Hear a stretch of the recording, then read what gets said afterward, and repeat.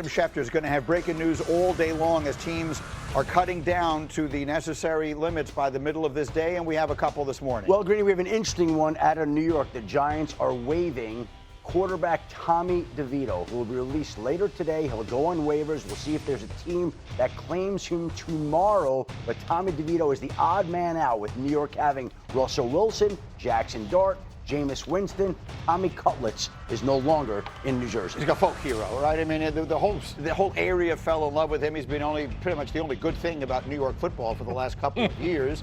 Can he go on the practice squad? Like, sure. Is that still an option? He has to clear the waivers first. Right. And then again, like at some point, if they move on from Jameis Winston in terms of a trade in season, now you have Tommy DeVito in your building, knows the program, knows the offense. To me, that's a likely outcome. All right, so as these go, 4 o'clock Eastern time this afternoon is cut down time. These will be coming in all day long. Shefty will have the very latest. In the meantime, I've got burning questions, and let's begin, Shefty, with you in Cleveland. As was forecast by Tannenbaum yesterday, Kenny Pickett was traded to the Raiders. So that quarterback room in Cleveland now has one less space. What are you hearing about their plans at quarterback and why they were willing to trade away Pickett? Well, they got offered, obviously, a pick for Kenny Pickett. That was a valuable pick, and Cleveland now has 2 ones, and they have extra picks later in the draft, so they are going to be armed and ready for the 2026 draft. Look, Kenny Pickett was a value. They have Dylan Gabriel, who they like. They have Shedeur Sanders, who they like. They don't have an experienced backup to Joe Flacco right now, but I think this team is willing to ride through that, especially with the way that Dylan Gabriel looked this summer. So that's the point. While they haven't named it yet, the real question is who's going to be the backup, because that player is one hit away from being on the field on opening day. It's going to be Gabriel. Yeah, who played very well this preseason, in fairness, Greeny, but as Hembo just reminded me, he's in 3rd percentile in height. It's really hard to have sustained success in the NFL. Drew Brees is the obvious outlier when you are so short. So to me, it's a big risk. You go from 4 quarterbacks, which we've talked about all summer long, to literally for a 40-year-old quarterback to be backed up by a very unproven, very short by NFL standards 3rd-round pick. Yeah, so we will see Dylan Gabriel, and maybe at some point we will see Shedeur Sanders. That quarterback room remains an interesting one. Yeah, I mean, listen, I've always said, like, this season should have an eye towards what you're going to be in 2026 right. at the quarterback position. You're going to keep both of the rookie quarterbacks. Yeah, exactly, and maybe both of them get the chance to play. Mike T, yours is the next burning question. Joe Mixon will miss the first 4 weeks of the season with a foot injury, as was forecast by Shefty yesterday. Tell us again, the wide-open AFC South. Which team do you like? The Tennessee Titans. Look, the Texans will have 4, maybe 5 new stars on the offense. Joe Mixon's out. And when you think about Cam Ward, this is the quietest first overall pick we've ever seen. And he, to me, is going to have a spectacular season. Tyler Lockett, Calvin Ridley, really solid offensive line. They have Tony Pollard. I think this is a team that could compete and win the division this year, Greeny. Don't be shocked if Tennessee is a lot better than most of the forecasts. Speaking of forecasting, according to ESPN Bet Sportsbook, the Pittsburgh Steelers win total for this season is just 8.5. This for a team that's coming off back-to-back 10-win seasons. They've, of course, also lost 6 straight playoff games. As you probably would have guessed, Aaron Rodgers says he doesn't care about what Vegas thinks at all. I don't worry about what anybody's saying, what Vegas has a win total at, or any of that nonsense. Every team every year has periods of adversity that they have to overcome and battle and kind of go through it like the bison running toward the storm. You gotta kind of run to it and embrace it. And if we can do that, then we're going to have a chance to be in the mix. So again, that's why I said, as only Rodgers can. Like only he could say all of that when asked about Vegas's preseason win total projection. That said, it's 8.5. D-Wood, we go over or we go under? I'm taking the over on it. Listen, we're talking about Mike Tomlin and the Pittsburgh Steelers. Like, they sleep their way into, 9-10 wins. Yeah. And that's without, Aaron Rodgers at quarterback. Listen, I get he's 41, and that's a big question mark. Can he play the whole slate of games? But this is the best quarterback situation the Pittsburgh Steelers have had since Big Ben has been there.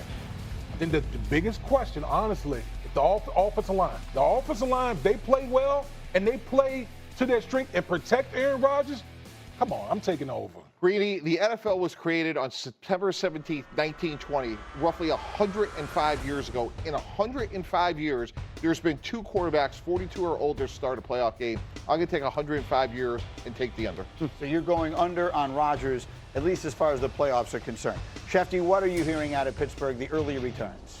Listen, I think they are excited. They felt like this was a position they had to solidify. This is a team, I think, that still has some questions going into the season. I know we've talked about Trey Hendrickson and Terry McLaurin.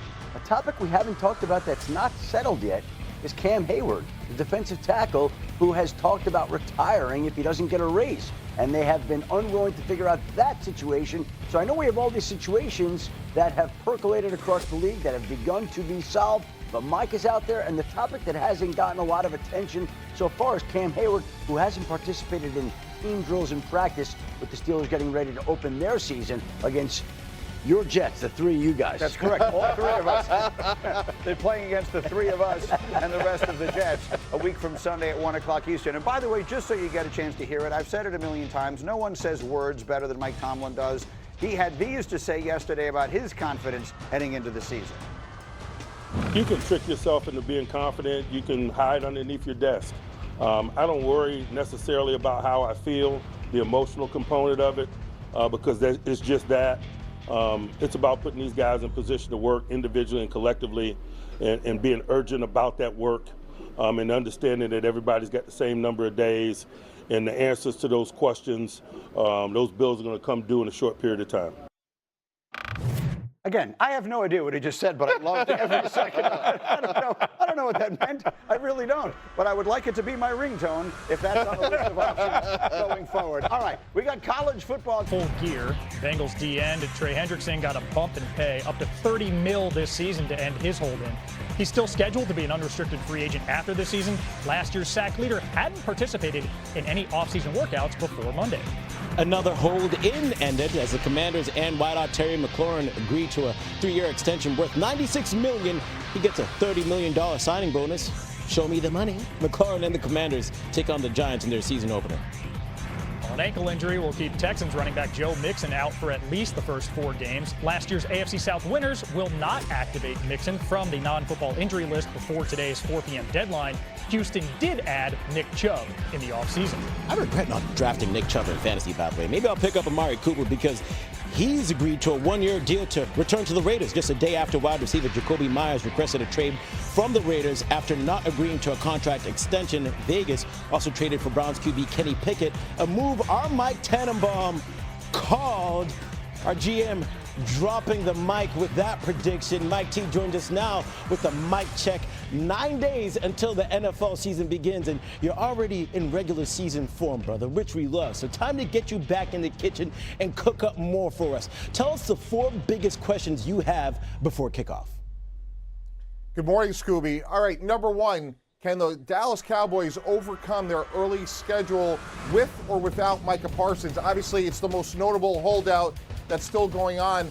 And even if he was available to play the Philadelphia Eagles, Scooby, the question is going to be what kind of conditioning is. So in their first 4 games, they got 2 division games. Philadelphia is most notable, but they also have the Green Bay Packers, Chicago Bears. I think they're going to miss Micah Parsons even if he's there because he won't be full speed. Second question, Jackson Dart, how soon does he start? If it was up to me, Scooby, it would have been 3 months ago. He has outplayed Russell Wilson. He is the best quarterback on the New York Giants. Every game he doesn't start is, to me, not giving them the best chance to win. He has played with energy. He's played with enthusiasm, knows what to do. I think he should start. Okay, next question. Can C.J. Stroud overcome at least 4 new starters on the offensive line and the loss of Joe Mixon yesterday? We saw a great rookie season by Stroud. He took a step back last year because of protection issues. When you have 4 new starters, that doesn't necessarily mean it's going to be better. Can Nick Chubb step in for Joe Mixon? We will see. And then lastly, the Washington Commanders, can they overtake the Philadelphia Eagles in the NFC East? I say yes, they can. Terry McLaurin we're looking at here. He got back in the fold yesterday. They added Deebo Samuel, Laramie Tunsil, drafted Josh Connolly in the first round. Jayden Daniels was sacked 47 times. That'll be better this year. I think they're going to be the best team in the NFC East this year. Yeah, the last team to win consecutive NFC East titles were the Eagles from 2001 to 2004. So I get your point. So if anything tells us, the Eagles are low-key built for it, but it won't be easy with those Commanders and Jayden Daniels in the way. They were basically an under-the-radar team last year that made it all the way that far in the playoffs. So with that said, what's an under-the-radar storyline that you have your eyes on for this season? Cam Warner, the Tennessee Titans, Scooby, it's remarkable. Here's the first pick of the draft, and he's actually under the radar. I actually think by the end of the season, this team could make the playoffs, possibly win the division, and I think he'll be the best quarterback in the AFC South. He doesn't turn the ball over. He makes great decisions. They have two good veterans in Tyler Lockett and Calvin Ridley. Makes great decisions with the ball, great arm. I think he's going to have a tremendous rookie season. Yeah, we're going to find out straight out the gate. Gordon, the Titans will get an early test in Week 1 facing last season's Defensive Player of the Year, Patrick Surtain, and those Broncos on the road